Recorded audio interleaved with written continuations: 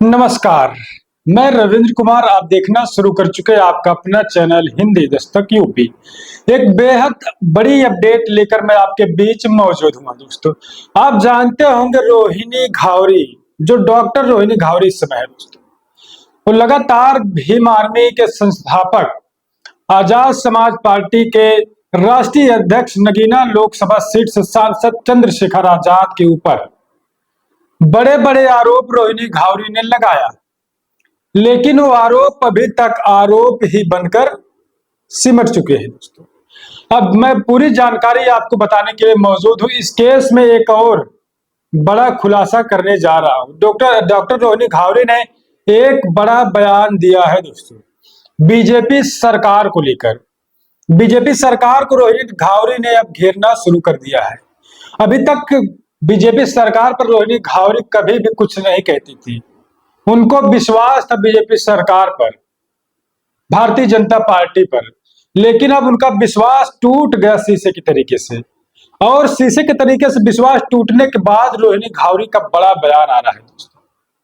और चंद्रशेखर आजाद को बड़ी राहत मिल रही है, क्योंकि चंद्रशेखर आजाद के ऊपर जो आरोप लगे थे वो आरोप अभी तक आरोप ही बनकर है। तो आइए मैं विस्तार से आपको जानकारी बताने का काम करूंगा। उससे पहले गुजारिश करूंगा, चैनल को आप सब्सक्राइब कर लीजिए और वीडियो को दोस्तों लाइक करिए। सामने ज्वाइन की बटन है, बटन को आप चैनल की सदस्यता ले लीजिए। तो रोहिणी घावरी के आप जानते हैं, चंद्रशेखर आजाद के ऊपर लगातार बड़े बड़े गंभीर आरोप उन्होंने लगाया। वो विदेश से लगातार मीडिया में बयान करती थी, मेरे साथ चंद्रशेखर आजाद ने बहुत गलत किया, मेरे मानसिक के साथ, मेरे दिमाग के साथ उन्होंने खेला, मेरे शरीर के साथ खेला, मेरे सामाजिक सम्मान के साथ, मेरे मान सम्मान के साथ खेला गया चंद्रशेखर आजाद के द्वारा। और चंद्रशेखर आजाद पर बड़े बड़े आरोप रोहिणी घावरी ने लगाया। वहां से तमाम मीडिया चैनल में रोहिणी घावरी स्विट्जरलैंड से इंटरव्यू देती थी और अपनी कहानी बताती थी, अपनी लव स्टोरी बताती थी। तो कभी स्क्रीनशॉट भेजती थी, अपने अकाउंट पर अपलोड करती थी, तो कभी वीडियो अपलोड करती। तमाम चीजें, सिलसिला चलता रहा दोस्तों। करीब 2-3 महीने से सिलसिला लगातार चल रहा है। लेकिन अब रोहिणी घावरी को लग रहा था कि चंद्रशेखर आजाद के ऊपर मैं एफआईआर करवा दूंगी। महिला आयोग में भी उन्होंने रिपोर्ट शिकायत दर्ज करवाई थी। लेकिन उसके बाद जब कुछ नहीं हुआ तो रोहिणी घावरी सीधा 7 समुद्र पार करके स्विट्जरलैंड से भागी आई इंडिया एफआईआर करवाने के लिए। दिल्ली गई एफआईआर करवाने, दिल्ली पुलिस से उन्होंने मुलाकात किया। और उसके बाद अब रोहिणी घावरी का अभी तक एफआईआर नहीं लिखा गया। आरोप आरोप बनकर है, एफआईआर नहीं लिखा गया। अब रोहिणी घावरी बीजेपी सरकार पर निशाना साध रही है। और रोहिणी घावरी अपने, देखिए, ट्विटर अकाउंट आपको उनका दिखा रहा हूं। ट्विटर अकाउंट पर पोस्ट करते हुए क्या कुछ वो लिख रही है, मैंने आज तक बीजेपी के खिलाफ नहीं बोला। आप सोचिए कि लिख रही, मैंने आज तक बीजेपी के खिलाफ नहीं बोला, लेकिन अब बोलूंगी। बीजेपी अपराधियों को संरक्षण देने वाली दलित विरोधी पार्टी है।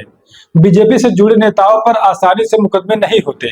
जब मेरे जैसी लड़की एक एफआईआर नहीं करा पा रही है, तो देश की आम गरीब बेटियों की तो कोई सुनता ही नहीं होगा। आप सोचिए कि यहाँ पर एक चीज आप देखिए कि लिख रही, लेकिन अब मैं बोलूंगी, बीजेपी से जुड़े नेताओं पर आसानी से मुकदमे नहीं होते।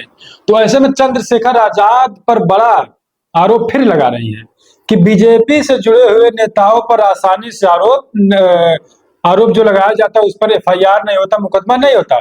तो ऐसे में क्या चंद्रशेखर आजाद बीजेपी से जुड़े हैं दोस्तों? आप सोचिए, चंद्रशेखर आजाद लगातार बीजेपी के खिलाफ बोलते हैं, आंदोलन करते हैं सरकार के खिलाफ, और रोहिणी घावरी फिर से एक बड़ा आरोप लगा रही हैं कि बीजेपी से जुड़े नेताओं पर आसानी से मुकदमे नहीं होते हैं और अपराधियों को संरक्षण देने वाली दलित विरोधी पार्टी बीजेपी है। तो क्या संरक्षण बीजेपी पार्टी चंद्रशेखर आजाद को दे रही है? क्या आजाद समाज पार्टी के सांसद बीजेपी सरकार से जुड़े हैं दोस्तों, मिले हैं दोस्तों? ये रोहिणी घावरी अपने ट्विटर पर लिख रहे हैं दोस्तों, क्योंकि इन्होंने एफआईआर करवाया, एफआईआर अभी तक नहीं हुआ और अब फिर से एक बड़ा आरोप चंद्रशेखर आजाद के ऊपर लगा रही है।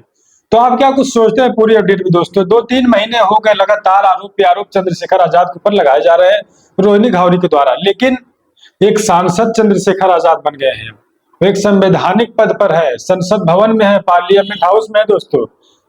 तो ऐसे में उनके ऊपर आरोप जो लगाए जा रहे हैं, क्या ये आरोप निराधार है या आरोप कभी भी एफआईआर के रूप में परिवर्तित हो सकते हैं?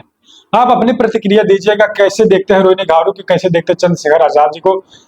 मैं आपके लिए लगातार अपडेट लेकर मौजूद होता रहे, तो आप बने रहे अपने चैनल हिंदी दस्तक यूपी पर। मिलता है कुछ अगली अपडेट में।